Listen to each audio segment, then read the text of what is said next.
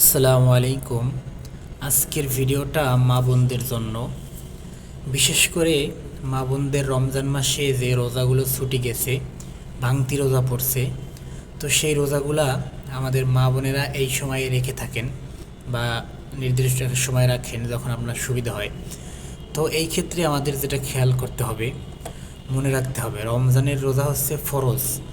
তো আমরা যে ভুল করি সাধারণভাবে এই রোজাগুলো রেখে ফেলি, কিন্তু প্রত্যেকটা রোজার জন্য কিন্তু আপনাকে আলাদা আলাদা নিয়ত করতে হবে। অর্থাৎ আপনি যে ফরজ রোজা রমজান রাখতেছেন এটা আপনার স্মরণে থাকতে হবে, মুখে নিয়ত করা জরুরি নয়। আপনি অন্তরে আপনাকে এটা লালন করতে হবে, অন্তরে আপনাকে বিশ্বাস রাখতে হবে যে আমি কালকে 17 নম্বর রোজাটা আমার ভাঙতি হয়েছিল, আমি সেই রোজাটা আজকে আমি রাখবো। এরকমভাবে আপনার প্রতিদিন রোজার নিয়ত করতে হবে। কিন্তু আপনি যদি সাধারণভাবে এমনি রাখেন, কোনো ফরজ রোজা আপনার ভাঙতি রোজা এটা যদি নিয়ত না করেন, তাহলে কিন্তু আপনার রোজাগুলো নফল রোজার সাথে হয়ে যাবে, মিলেই ফেলাইবেন। এই জন্য তাহলে আপনার রোজাটা সম্পূর্ণভাবেই পরিপূর্ণ হক অনুযায়ী আদায় হবে না। সেই জন্য আমাদের ফরজ রোজা রাখলে আপনি ভাঙতি রোজা, তাহলে আপনাকে সেটা মনে মনে চিন্তা করতে হবে এবং নিয়ত করতে হবে যে আমি অমুক রোজাটা ভাঙছিলাম, ওইটা আমি রাখতেছি। অন্যথায় যদি আপনি এমনি রোজা রাখেন নফল রোজা, সেগুলো আপনি সাধারণভাবে সেরকম নিয়ত করবেন, কিন্তু ফরজ রোজার জন্য কিন্তু আপনাকে অবশ্যই নিয়ত করতে হবে। তবে সেটা আরবিতে করতে হবে, বিষয়টা এরকম না।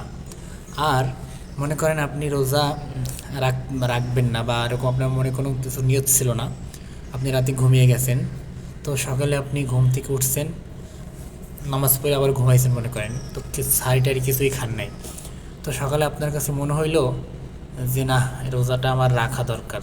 হ্যাঁ, সেক্ষেত্রে আপনি যদি কিছু না খেয়ে থাকেন, তাহলে তখন আপনি যদি নিয়ত করেন, তাহলে আপনি সেই রোজাটা কিন্তু আপনার নিয়ত হয়ে যাবে। তবে সেটা আপনাকে জোহরের আগে করতে হবে, এরকম নিয়ত যদি আপনি করেন।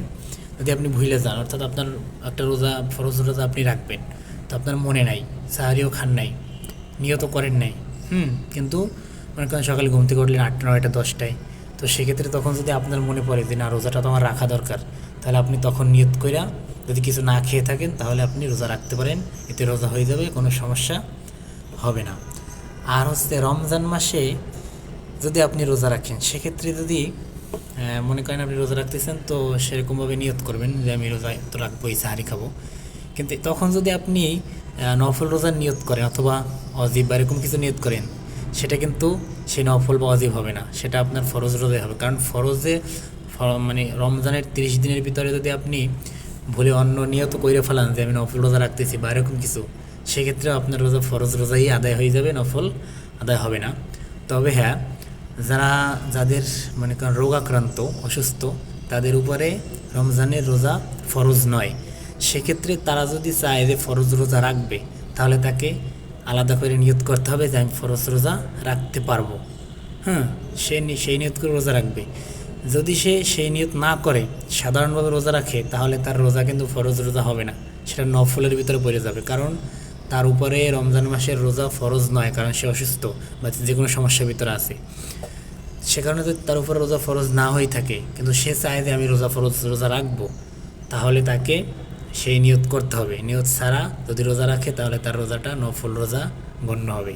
সেই জন্য মা বোনেরা, বিশেষ করে এখন যেহেতু আপনার রোজা রাখতেছেন, তো বেশিরভাগ আমাদের মা বোনেরা কিন্তু নফল রোজাও বেশি রাখে। সেক্ষেত্রে আপনার যে ফরজ রোজাগুলো ছুটে গেছে, সেইগুলো আপনাকে ফরজ রোজার নিয়ত অবশ্যই করতে হবে। নাহলে কিন্তু আপনার রোজাগুলো আর নফল রাখতেছেন না ওয়াজিব কোনটা রাখতেছেন, সেটা যদি আপনি গোলাই ফেলেন, তাহলে কিন্তু আপনার রোজাগুলো সব নফলের ভিতরে গণ্য হয়ে যাবে। সেজন্য আপনাকে অবশ্যই নিয়ত করে রাখতে হবে যে আমি কয়টা রোজা ভাঙছিলাম ফরজ রোজা, সেইগুলো আমি রাখতেছি, সেই নিয়ত আপনাকে করতে হবে।